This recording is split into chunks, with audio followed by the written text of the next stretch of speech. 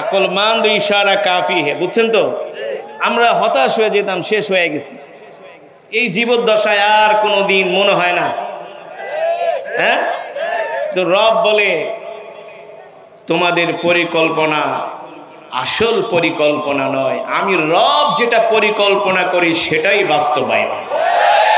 সুতরাং আসমানের মালিক আমার রব, জমিনের মালিক কোরআনে আছে কি আছে না? আলা লাহুল খালকু ওয়াল আমর তাবারাকাল্লাহু রব্বুল আলামিন। রব বলছেন নবী দুনিয়ার মানুষদেরকে বলে দেন, আসমান আমার, জমিন আমার, সূর্যের মালিক আমি আল্লাহ, চন্দ্রের মালিক আমি আল্লাহ। আমি আল্লাহ যদি অক্সিজেন বন্ধ করে দেই, পৃথিবীর কোনো রাজা বাদশার ক্ষমতা নাই তোমাদেরকে এক ফোঁটা অক্সিজেন দেওয়া, আছে? আল্লাহ তাআলা যদি আমাদেরকে আবার এই রাত্র থেকে দিনের আলো, সূর্যের আলো যদি আল্লাহ তাআলা না ফুটিয়ে দেন, সূর্যকে যদি আল্লাহ তাআলা আবার সূর্যের আলো দ্বারা আমাদের পৃথিবীকে যদি আবার আলোকিত না করেন, সূর্যকে যদি আল্লাহ তাআলা আর না উঠান, পৃথিবীর কোনো রাজা বাদশার ক্ষমতা নাই এই সূর্য উঠানো, সূর্যের আলো দেওয়ার, আছে? এ কারণে আল্লাহ তাআলা বলছেন আলা লাহুল খালকু ওয়াল আমর তাবারাকাল্লাহু রব্বুল আলামিন। নবী আমি আল্লাহ আপনাকে দুনিয়াতে পাঠিয়েছি, কাফের, মুশরিক, বেঈমান, আবু জেহেল, আবু লাহাব, উতবা, শাইবা, আবু সুফিয়ান, ওয়ালিদ ইবনে মুগিরা, ওরা আমার ইবাদত করে না, ওরা মূর্তির পূজা করে। ওই মূর্তি পূজকদেরকে বলে দেন আসমানের মালিক মূর্তি নয়, ঠিক কিনা বলেন? জমিনের মালিক লাত উজ্জা নয়, জমিনের মালিক কে? আলা লাহুল খালকু ওয়াল আমর তাবারাকাল্লাহু রব্বুল আলামিন। সুতরাং নবী আপনি ঘোষণা করে দেন, কোন নেতা ঠেতাকে আপনি ভয় পাবেন না। ভয় পাবেন কাকে? আপনি চিন্তা করছেন? আপনারা একবার চিন্তা করে দেখেন, আমরা তো ওয়াজ মাহফিলে গেলে শুধু স্লিপ দিত, স্লিপ। ওসি এসপি আইসা কইতো হুজুর বাঁচান, হুজুর এদিক সেদিক যায়েন না, সোজা যান। কি সোজা যান? আমরা বলতাম ভাই কোরআন এমন একটা কিতাব, এই কোরআনের পক্ষে ওয়াজ করলে সমাজের অনেক মানুষ রাগ করবে। যে চোর, কোরআনের ভিতরে চোরের কথা আছে কি আছে না? চোর চুরি করলে হাত কেটে দাও, দুর্নীতিবাজ দুর্নীতি করলে তার হাত কেটে দাও, জিনাকারী জিনা করলে তার হাত কেটে দাও, কোন স্বৈরাচারী যদি মানুষের অধিকার হনন করে তাহলে তোমরা তাকে শাস্তি দাও, ঠিক কিনা বলুন? যেমন করে রব ফেরাউনকে লোহিত সাগরের মধ্যে ডুবিয়ে মেরেছেন, ঠিক কিনা বলুন? তো কত কথা কত কিছু, কিন্তু এদেশের ওলামায়ে কেরাম জীবন বাজি রেখে জেল জুলুম ঠুলুম হামলা মামলা এগুলো পরোয়া না করে আমরা কোরআনের কথা হক কথা বলে গিয়েছি, ঠিক কিনা বলুন? আমরা কারো রক্তচক্ষুকে ভয় করি নাই, করব না। আমরা জানি আমার এই হায়াতের মালিক পৃথিবীর কোনো রাজা বাদশা নয়, আমার মৃত্যুর পরোয়ানা পৃথিবীর কোনো রাজা বাদশার হাতে নয়। আমি বিশ্বাস করি আমার মৃত্যুর পরোয়ানা হলো আমার মালিকের হাতে। রব আমাদেরকে যতদিন হায়াত দিয়ে দুনিয়াতে পাঠিয়েছেন, এর 1 সেকেন্ড আগেও মৃত্যু, 1 সেকেন্ড পরেও। আপনারাই বলেন ওলামায়ে কেরাম হক কথা বলছে কি বলছে না? আবার কিছু দরবারি আছে না, এগুলো থাকবে কিয়ামত পর্যন্ত। দরবারি আলেমও থাকবে, আবার হক্কানি, কিন্তু আমরা হলাম হকের পক্ষে, ঠিক কিনা বলুন? যেটা বলছিলাম একবার চিন্তা করুন, মক্কার সুপার পাওয়ার, মক্কার সুপার পাওয়ার আবু জেহেল, আবু লাহাব, ওদের সামনে কোনো মানুষ কথা বলতে সাহস পায় নাই। কথা বলার আগে হিসাব নিকাশ চিন্তা ভাবনা করে, যেমন এদেশে তো আমরা দেখছি নেতারে তেল কিভাবে মারে, এত তেল মারার কারণে এদেশে তেলের দাম বাড়ছে। নাইলে এক রাত্রে 80 টাকা থেকে 140 টাকা তেল হতে পারে না। মানে এই দেশের মানুষ যে কতটা তেল মারতে পারে। ভাই আমি কোন দলের বিরুদ্ধে নয়, কোন দলের পক্ষেও কথা বলছি না, আমি কোরআন থেকে বলছি। ঠিক কিনা বলুন? বলছি কি বলছি না? কোরআন থেকে বলছি। আমরা স্বৈরাচারীর সামনে কথা বলতে ভয় পাইতাম, কিন্তু আপনার আমার কলিজার টুকরা বিশ্ব নবী মক্কার সুপার পাওয়ারদের সামনে কথা বলতে তিনি ভয় পাননি। ঠিক কিনা বলুন? এটা কি মাস? জোরে বলুন। এটাই হলো সেই রবিউল আউয়াল মাস, যেই রবিউল আউয়াল মাসে আল্লাহ তাআলা আপনার আমার কলিজার টুকরা নবীকে এই পৃথিবীতে পাঠিয়েছেন। ঠিক কিনা বলুন? আল্লাহ তাআলা নবীকে পাঠিয়ে কি বললেন এই রবিউল আউয়াল মাসে? আমাদের জানার দরকার আছে কি আছে না? হ্যাঁ, আল্লাহ তাআলা বলতেছেন আলাম ইয়াজিদকা ইয়াতীমান ফাআওয়া, আলাম ইয়াজিদকা ইয়াতীমান ফাআওয়া ওয়া ওয়াজাদাকা দাল্লান ফাহাদা ওয়া ওয়াজাদাকা আইলান ফাআগনা। আল্লাহ তাআলা বলছেন নবী, আমি কি আপনাকে এতিম অবস্থায় পাইনি? কে বলছেন? আমার নবী এতিম ছিলেন কি ছিলেন না? যেটা বলুন, আপনি ছিলেন এতিম, আমি আপনাকে এতিম অবস্থায় পেয়েছি। আর আমি আল্লাহ আপনাকে এতিম অবস্থায় পেয়ে ছেড়ে দেই নাই। ঠিক কিনা বলুন? আমি আল্লাহ আপনাকে পথ দেখিয়েছি। সুবহানাল্লাহ। আর আমি আল্লাহ আপনাকে পথ দেখানোর কারণে আপনি হলেন পৃথিবীর সুপার পাওয়ার। পৃথিবীর সুপার পাওয়ার নেতার নাম হলো বিশ্বনবী জনাবে মুহাম্মদুর রাসূলুল্লাহ সাল্লাল্লাহু। আপনার আমার নবী এমন পাওয়ারফুল নবী, এমন পাওয়ারফুল নেতা পৃথিবীতে আসে নাই, আর কোনোদিন। এই পৃথিবীতে কত নেতা আসলো আর গেল। ফেরাউনও নেতা, হামানও নেতা, কারুনও নেতা, সাদ্দাদও নেতা। তা কেমন নেতা? এই পৃথিবীর বর্তমানে যারা নেতৃত্ব দেয় ওনাদের কাছে এরা হলো পাতি নেতা। ঠিক কিনা বলুন?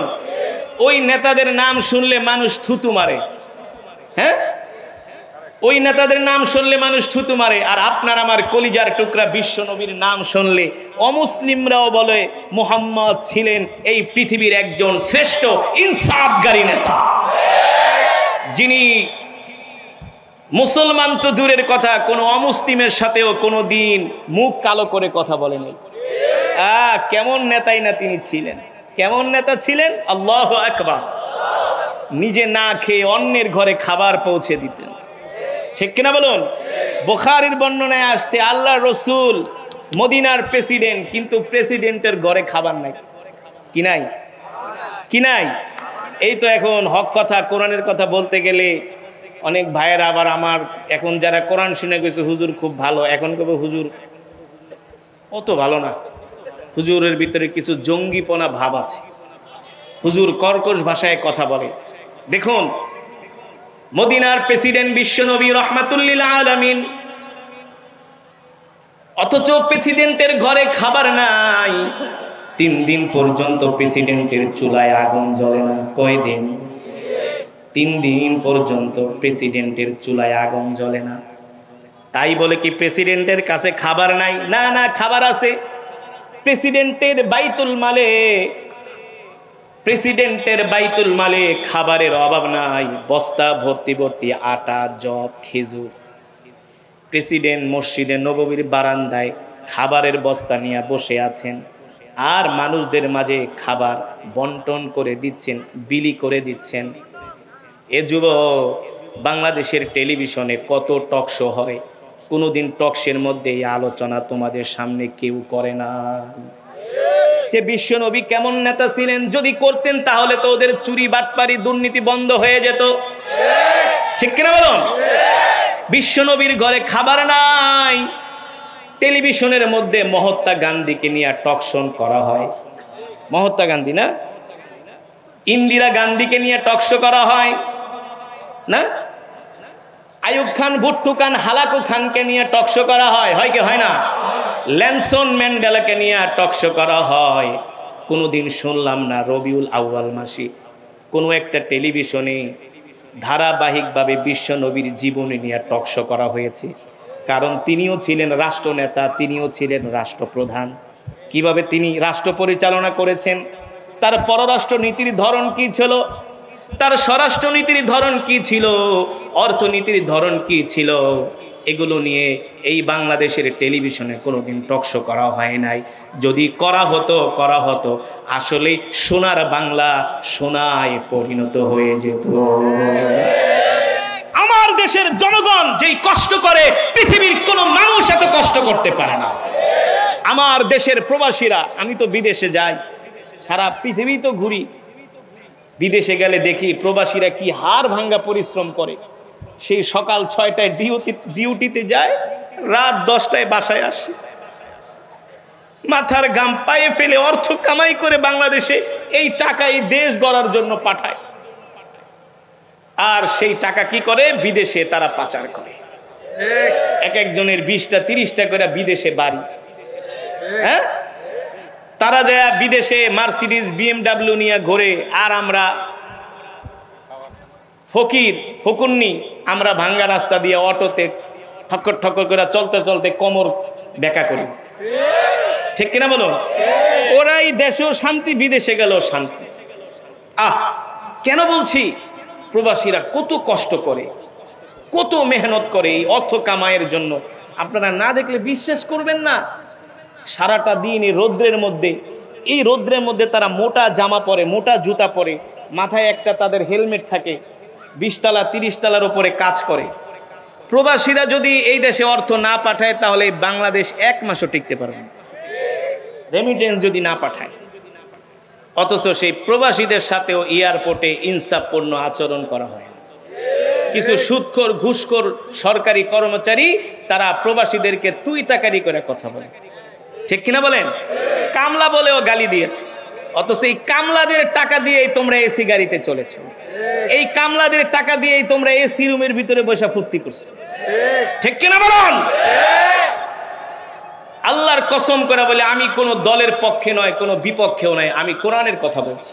আমি কোনো দলের পক্ষে বলছি? এই দেশে যারাই দুর্নীতি করবে, এই দেশে যারাই মানুষকে ঠকাবে, কোরআনের বিরুদ্ধে, ইসলামের বিরুদ্ধে কথা বলবে, যারাই দেশের সম্পদ নষ্ট করবে, ওলামায়ে কেরাম তাদের বিরুদ্ধেই কথা বলবে। এটা আলেমদের দায়িত্ব, শুধু মসজিদে নামাজ পড়ানো আলেমদের দায়িত্ব নয়। কে বলেছে শুধু নামাজ পড়া খুতবা দেওয়া আলেমদের দায়িত্ব নয়? কেন আমার নবীকে রাষ্ট্রপ্রধান ছিলেন না? কোরআন দিয়া তিনি রাষ্ট্র চালাননি? জোরে বলুন, চালিয়েছেন কি চালিয়েছেন না? হ্যাঁ, কিছু মানুষ শুধু আমাদেরকে মসজিদে ঢুকায় খালি মিলাদ পড়।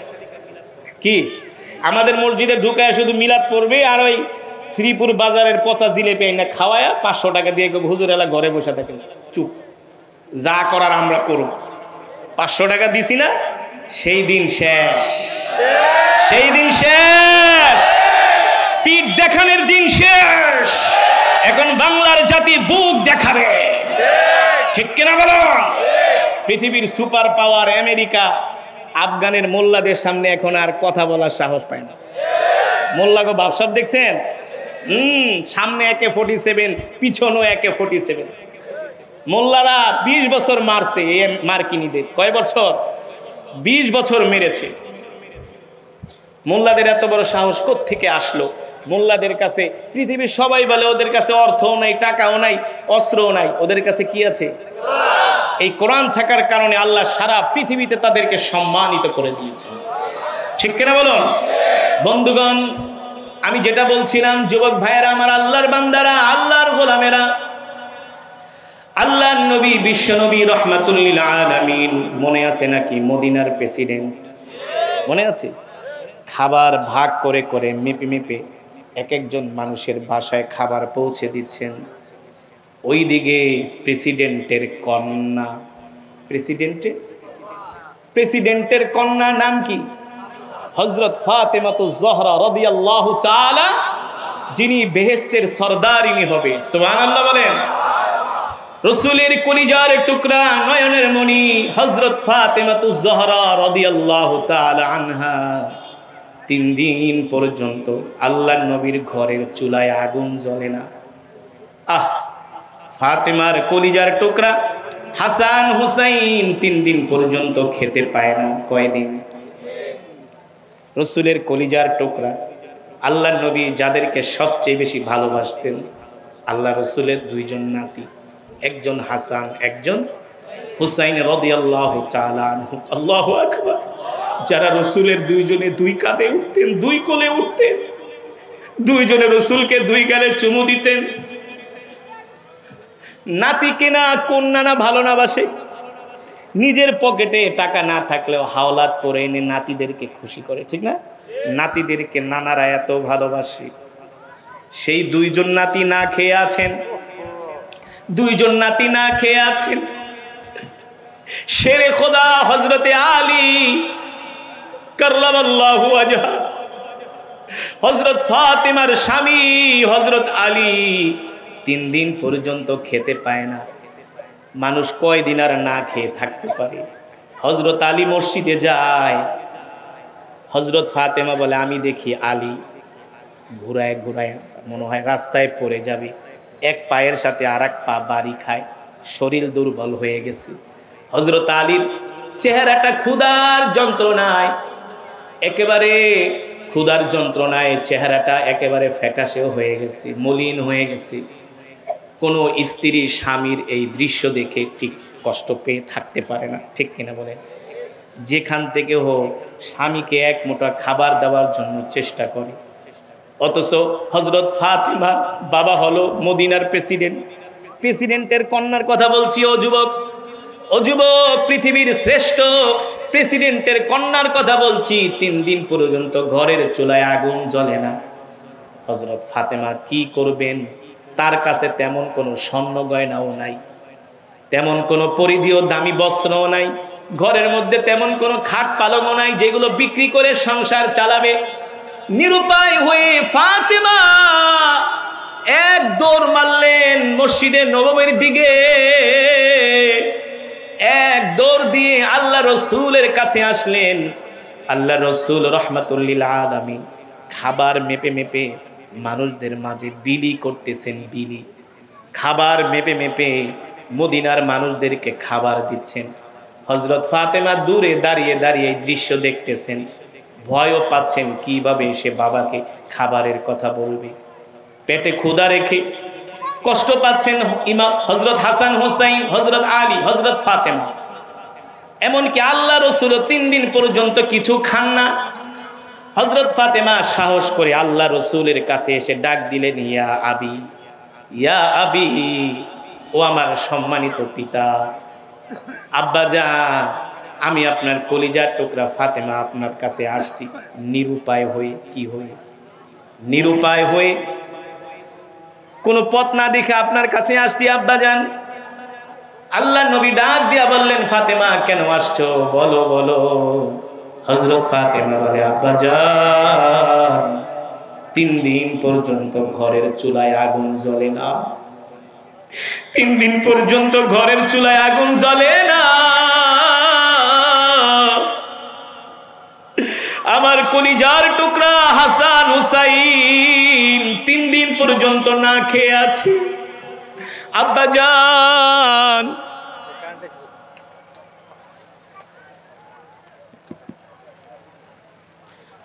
থ্যাংক ইউ ভাই। আব্বাজান, আমার প্রাণের স্বামী 3 দিন পর্যন্ত আলী কিছু খেতে পায় না আব্বাজান, আমিও ক্ষুধার্ত, আমি জানি। ডাক দিয়া বলে, ফাতেমা কি করব বলো। হযরত ফাতেমা বলে, আব্বাজান তেমন কোনো বড় দাবি দাওয়া নিয়ে আসি না, আপনার সামনে খাবারের বস্তা, আটার বস্তা, জবের বস্তা, এখান থেকে যদি কয়েক কেজি আটা দিতেন, কয়েকটা রুটি বানাতাম, হাসান খেত, হোসাইন খেত, আমিও খেতাম, আপনিও খেতেন, আলীও খেত। এই কথা শোনার পরে আল্লাহ রসুল ডাক দিয়া বলে, ও ফাতেমা শোনো, তুমি আমার সামনে যে খাবারের বস্তা দেখতেছো ফাতেমা, এখান থেকে যদি আমি তোমাকে 1 বস্তা আটা দিয়া দিই, কয় বস্তা? মদিনার কোনো মানুষ আমার কাছে জিজ্ঞেস করার কারো কোনো সাহস?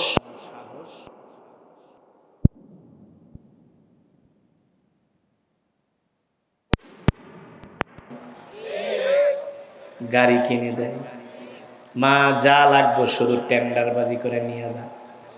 এই প্রজেক্ট তোরে দিলাম, এই প্রজেক্ট তোরে দিলাম। সেই 1450 বছর আগে রোম পারস্যের বাদশারাও তারা আলিশান জিন্দেগি করতেন, তাদেরও জীবন ছিল বিলাসী জীবন। অথচ আল্লাহর নবী রহমাতুল্লিল আলামিনের কলিজার টুকরা প্রেসিডেন্টের কন্যা ফাতেমা এসে বলে, আব্বা জান ফিরিয়ে দিয়েন না, কয়েক কেজি আটা দেন, কয়েকটা রুটি বানাবো। রহমাতুল্লিল আলামিন মদিনার প্রেসিডেন্ট বলে, ফাতেমা রে, তোমাকে যদি এখান থেকে 1 বস্তা 2 বস্তা আটাও দিয়ে দিই, কেউ আমাকে জিজ্ঞেস করার ক্ষমতা নাই, কেউ আমাকে জিজ্ঞেস করবেও না, আমি মদিনার প্রেসিডেন্ট। কিন্তু ফাতেমা, তুমি জানো না, তুমি আমার কাছে খাবারের জন্য দরখাস্ত করেছো, আমার সামনে এখনো খাবারের বস্তা আছে, বস্তা ভর্তি খাবার আছে। কিন্তু ফাতেমা, তুমি জানো না, এখনো মদিনা অগণিত যেই শিশুদের বাবারা বদরের যুদ্ধে শহীদ হয়েছেন। কোন যুদ্ধে? যেই শিশুদের বাবারা বদরের যুদ্ধে শহীদ হয়েছে, এমন অনেক এতিম এতিম বাচ্চা আছে যাদের মুখে আমি এখন পর্যন্ত খাবার উঠাইয়া দিতে পারি না। আগে আমি মদিনার প্রেসিডেন্ট, মদিনার প্রতিটা এতিমদের ঘরে খাবার পৌঁছে দিব। কাদের ঘরে? আগে আমি মদিনার প্রতিটা প্রেসিডেন্টের এতিমদের ঘরে আমি মদিনার প্রেসিডেন্ট খাবার পৌঁছে দিব। হযরত ফাতেমা বললেন, হয়তো ভাই এতিমের পরে আমার পালা আসবে। হযরত ফাতেমা দাঁড়ায় আছে, কি আছে? আর বর্তমানে প্রেসিডেন্টের কন্যারা হইলে পিস্তল ধরে বলতো, বাবা দেন, নালে মাইরা ফেলাম। ঠিক কিনা বলেন?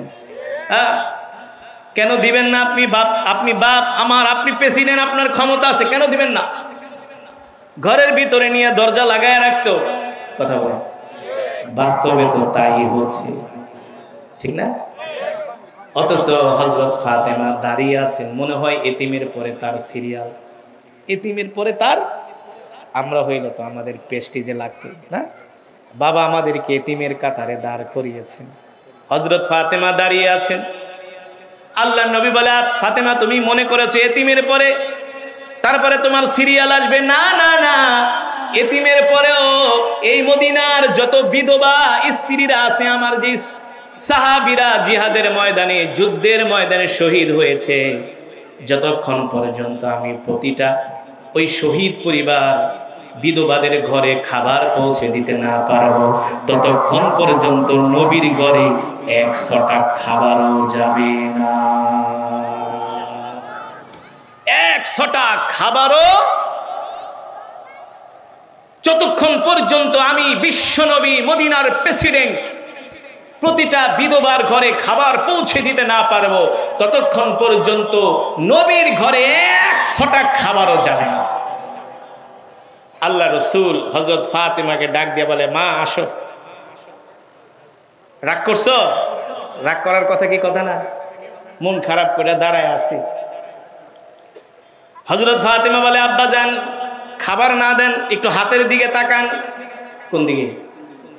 আমার দিকে তাকান। কোন দিকে তাকান? হযরত ফাতেমা বলে, আব্বা জান একটু হাতের দিকে তাকান। আল্লাহ রসুল রহমাতুল্লিল আলামিন যখন হযরত ফাতেমার হাতের দিকে তাকালেন, দেখলেন হযরত ফাতেমার হাতগুলো ঘা হয়ে গেছে। ঘা কি হয়ে গেছে? জব পিষ্টে পিষ্টে, পাটা দিয়া জব পিষ্টে পিষ্টে হাতের মধ্যে ঘা হয়ে গেছে। ঘা বড় বড় ঠোসকা পড়ে গেছে। ঠোসকা হাতের ভিতরে ঘা হয়ে ঠোসকা পড়ে গেছে। পানি আনতে আনতে জব পিষ্টে পিষ্টে আল্লাহ রসুল রহমাতুল্লিল আলামিন এই দৃশ্য দেখে আর সহ্য করতে পারলেন না। নবীজি চোখ দিয়া ঝরঝর করে পানি পড়তেছে। আল্লাহ নবী ডাক দিয়া বললেন, ফাতেমা শোনো, আমি তোমাকে এমন একটা দোয়া শিখায়া দেই, যেই তাসবিহটা তুমি বেশি বেশি করে পড়বা, যেই তাসবিহটা পড়ার কারণে আল্লাহ তাআলা তোমাকে হাসরের ময়দানে সম্মানিত করবেন। ফাতেমা পড়ো সুবহানাল্লাহ, জোরে বলো সুবহানাল্লাহ, আরো জোরে বলুন সুবহানাল্লাহ, আলহামদুলিল্লাহ, লা ইলাহা ইল্লাল্লাহু আল্লাহু আকবার। ওয়ালিল্লাহিল হামদ। যাও ফাতেমা, তাসবিহ পড়তে পড়তে বাড়িতে চলে যাও। চাইলো খাবার, দিল কি? এই ছিলেন যেমন বাবা তেমন কন্যা, ঠিক কিনা বলুন? বাপকা বেটা সিপাহি কা ঘোড়া না, যেমন বাবা তেমন কন্যা। আল্লাহ রাসূল তাসবিহ শিখায় দিলেন। তাসবিহ পড়তে পড়তে হযরত ফাতেমা খালি হাতে বাড়িতে চলে গেলেন। আল্লাহু আকবার। তিনি হলেন মদিনার প্রেসিডেন্ট, তিনি হলেন আমাদের কলিজার টুকরা, রাহমাতুল লিল। আজকে এই অশান্ত পৃথিবীকে একমাত্র শান্ত করতে পারতেন আমার নবী, ঠিক না? বর্তমানে পৃথিবীতে দেশে দেশে যুদ্ধ, বিগ্রহ, হানাহানি, মারামারি, কাটাকাটি না, যেদিকে তাকাই শুধু মারামারি আর কাটাকাটি, হানাহানি, যুদ্ধ। অশান্তির দাবানল পৃথিবীতে ধাউ ধাউ করে চলছে। শান্তির কোনো বার্তা কেউ দিতে পারছে না। শান্তির বার্তা পৃথিবীর কোন রাজা বাদশা দিতে পারে না, কারণ তারা নিজেরাই অশান্তি সৃষ্টি করে। শান্তি আবার কে প্রতিষ্ঠা করবে? আমেরিকার প্রেসিডেন্ট জো বাইডেন, এই হারামজাদা হলো সবচেয়ে বড় সন্ত্রাসী। কথা বলেন না কেন? আমেরিকা কোনোদিন কোন মুসলমান দেশের দিকে এক কদম আগায় না তার স্বার্থ ছাড়া। হ্যাঁ, একটা কথা মনে রাখবেন, আল্লাহ তাআলা কোরআনে বলছে, আমি বলছি না, ইয়া আইয়ুহাল্লাযীনা আমানু লা তাত্তাখিযুল ইয়াহুদা ওয়ান নাসারা আউলিয়া বা'দুহুম আউলিয়াউ বা'দ। আল্লাহ তাআলা বলছেন, নবী বলে দেন, কোনদিন কখনো কাফের, মুশরিক, বেঈমানরা কখনো মুসলমান মুমিনের বন্ধু হতে পারে না, কোনদিন না। পুতিনও আমাদের বন্ধু নয়, শি জিনপিংও আমাদের বন্ধু নয়, মোদিও আমাদের বন্ধু নয়, জো বাইডেনও আমাদের বন্ধু নয়। যদি তাদেরকে বন্ধু মনে করেন তাহলে তো আল্লাহর কোরআন মিথ্যা। আল্লাহর কোরআন কোনোদিন মিথ্যা হতে পারে? আপনার সব ফর্মুলা, পরিকল্পনা মিথ্যা হতে পারে, আমার রবের কোরআনের একটা হরফও কোনোদিন মিথ্যা হতে পারে না, যার মধ্যে কোনো সন্দেহ নাই। যালিকাল কিতাবু, কোনো সন্দেহ নাই। আল্লাহ তাআলা চ্যালেঞ্জ করছেন, পারলে আসো আমার সাথে চ্যালেঞ্জ করো। আমার এই কোরআনের মধ্যে সন্দেহ তো নাই, সন্দেহের অবকাশও নাই, ঠিক কিনা বলো? আমরা মনে করি জো বাইডেন আমাদেরকে একেবারে স্বর্গে পাঠায় দিবে। আমেরিকা এমন একটা রাষ্ট্র, যেখানে গেছে সেখানেই শেষ করে দিচ্ছে, ঠিক কিনা বলুন? হ্যাঁ, পৃথিবীর ইতিহাসে নাই যে আমেরিকা কোনো দেশে শান্তি প্রতিষ্ঠা করতে পেরেছে। পারছে? ভারতও পারে নাই। পারছে? রাশিয়া পারছে? পারে না, পারবেও না। তারা পৃথিবীতে শান্তি প্রতিষ্ঠা করতে পারবে না। তাহলে আমরা কি এভাবেই হতাশ হব? না, হতাশ হব না।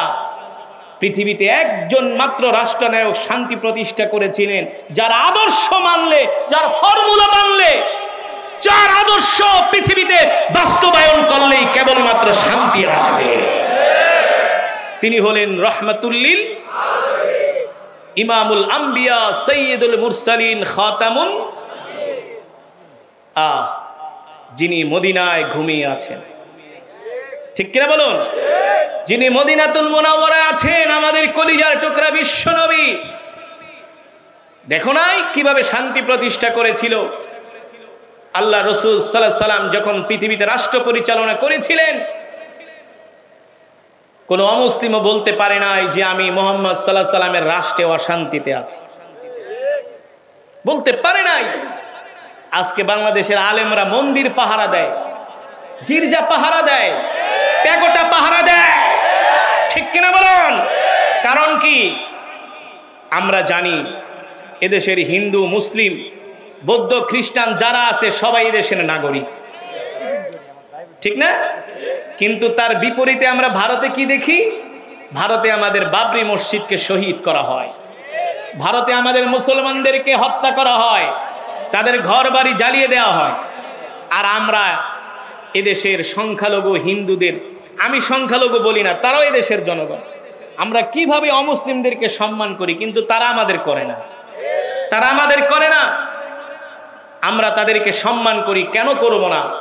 আমার যতটুকু অধিকার তাদেরও অধিকার আছে, তারাও এই দেশের নাগরিক, ঠিক কিনা বলুন? সুতরাং এই পৃথিবীতে একমাত্র শান্তি প্রতিষ্ঠা করতে পারেন আল্লাহ রসুল সাল্লাল্লাহু আলাইহি সাল্লামের ফর্মুলা যদি বাস্তবায়ন করা হয়।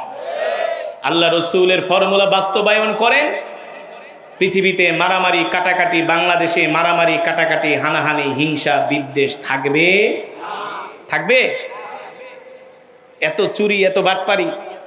একটা কোরআনের আইন শুধু আপনি পাশ করেন সংসদ থেকে, যে কোনো চোর যদি চুরি করে তাহলে তার হাত কেটে দেওয়া হবে।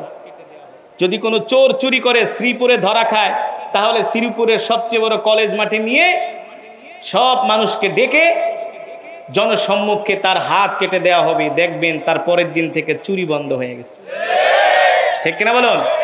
আগে বাংলাদেশে যে হারে চাঁদাবাজি হতো, এখন চাঁদাবাজি কমছে কি কমছে না? কমে নাই? চাঁদাবাজি এখন শূন্যের কোঠায় চলে আসছে। কারণ কি? যেখানেই চাঁদাবাজ পাওয়া যায় সেখানেই দইরা আলকাতরা মাথায় দেওয়া হয়, মাথা ন্যারো করে দেওয়া হয়, ঠিক কিনা বলুন? মাথা ন্যারো করে দেওয়া হয়। এখন আর চাঁদাবাজরা চাঁদা চাইতে সাহস পায় না। আর আগে তো মোড়ে মোড়ে অটো সিএনজি থেকে চাঁদা। আমাদেরও মাঝে মাঝে দেখতো, আমাদেরও মাঝে মাঝে, কিরে বেটা কার থেকে চাঁদা চাইতে ইচ্ছস? নিরহ মানুষদের থেকে চাঁদা দাবি করতো, ঠিক কিনা বলুন? হ্যাঁ। আর যদি কোরআনের আইন আল্লাহর জমিনে বাস্তবায়ন হয়ে যায়, তাহলে এই জমিনে কোনো চাঁদাবাজ থাকবে না, কোনো সন্ত্রাস থাকবে না।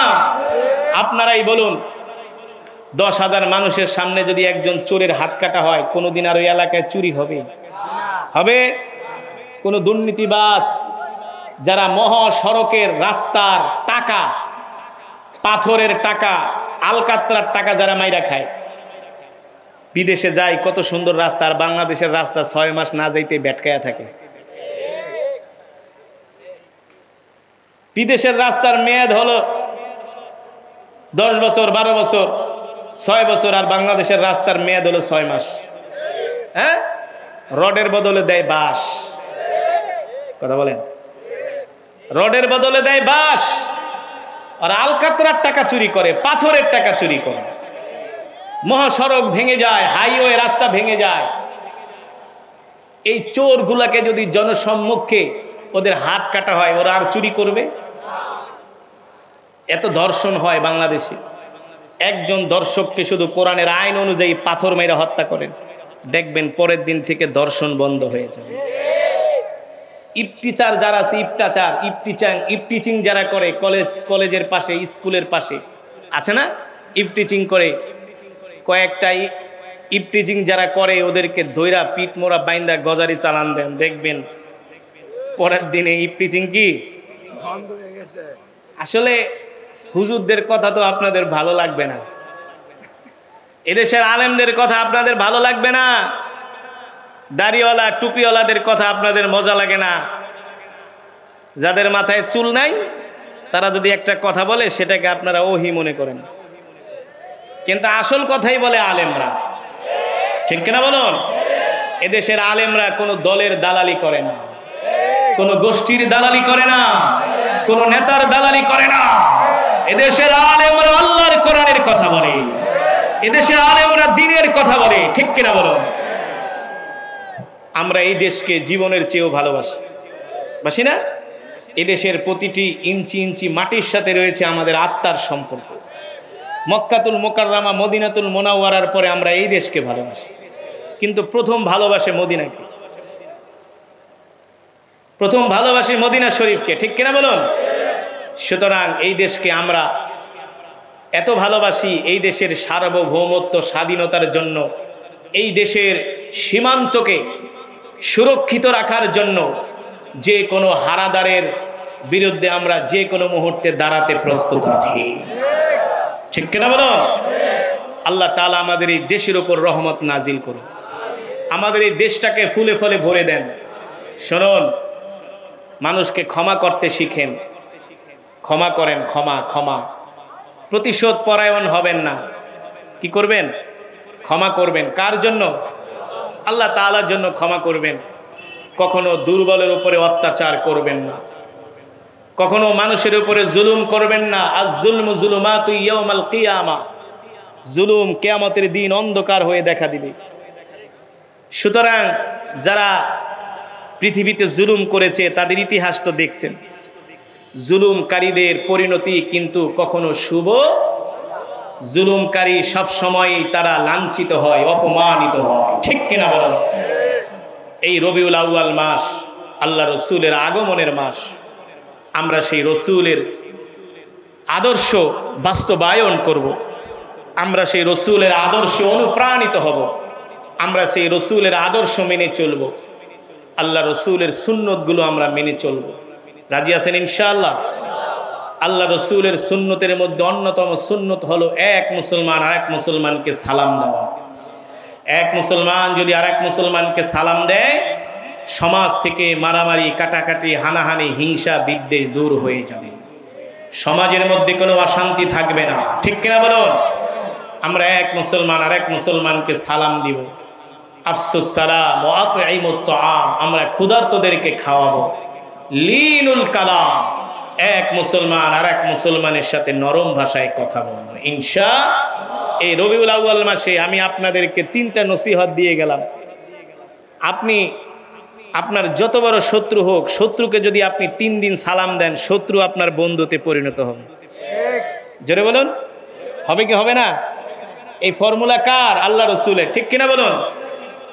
আফসুস সালাম, আল্লাহর নবী বলেন এক মুসলমান আর এক মুসলমানকে সালাম দিবে, সালামের মাধ্যমে ভালোবাসা বৃদ্ধি হয়, সালামের মাধ্যমে আন্তরিকতা বৃদ্ধি হয়, সালামের মাধ্যমে এক মুসলমান আর এক মুসলমানের সাথে পারস্পরিক সম্প্রীতি বাড়ে, সালামের মাধ্যমে সমাজের মধ্যে শান্তি প্রতিষ্ঠা হয়।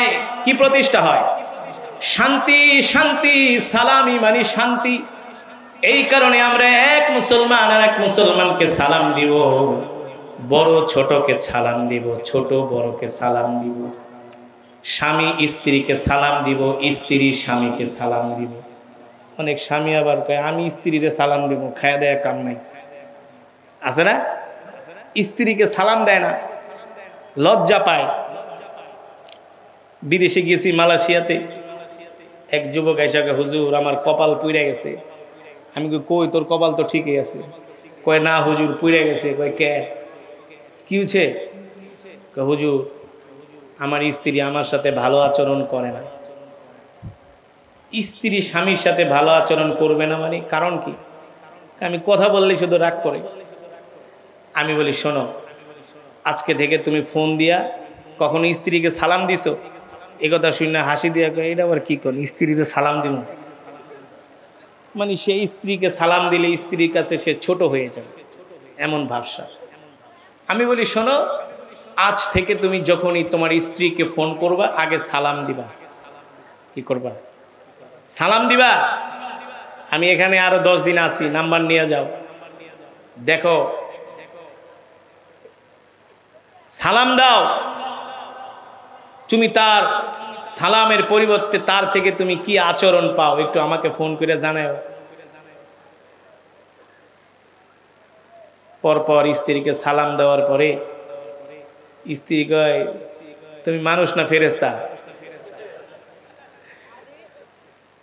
তুমি যেই মানুষ ফোন দিয়ে আগে দিতা ধমক, আর এখন সালাম দাও, বুঝলাম না সূর্য কোন দিক দিয়ে উঠছে, কোন দিক দিয়া?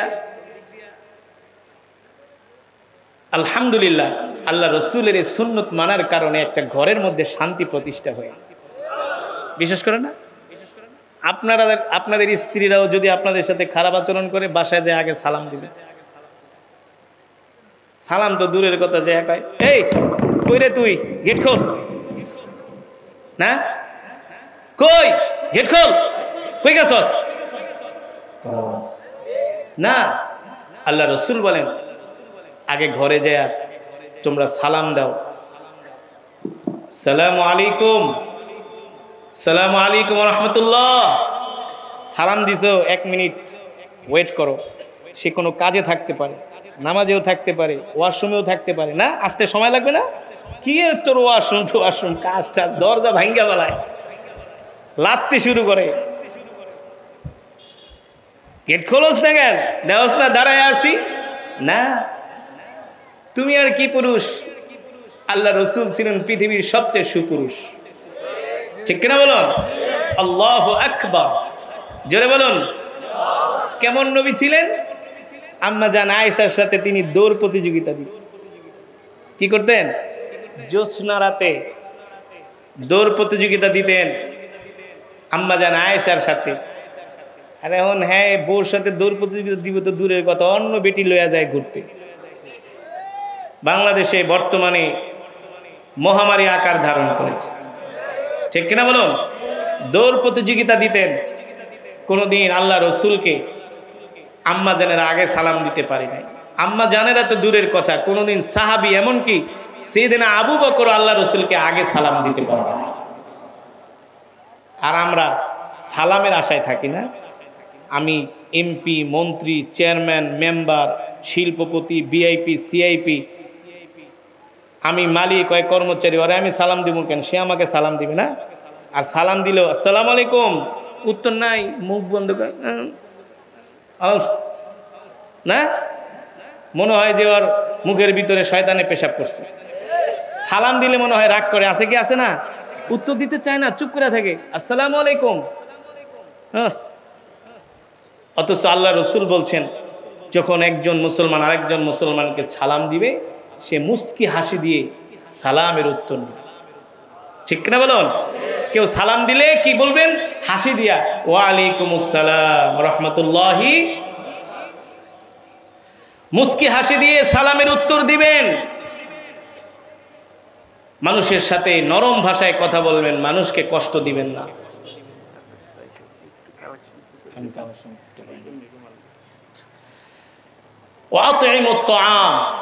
ক্ষুধার্তদেরকে খাওয়াবেন, ক্ষুধার্তদেরকে খাওয়াবেন, এতিমদেরকে খাওয়াবেন।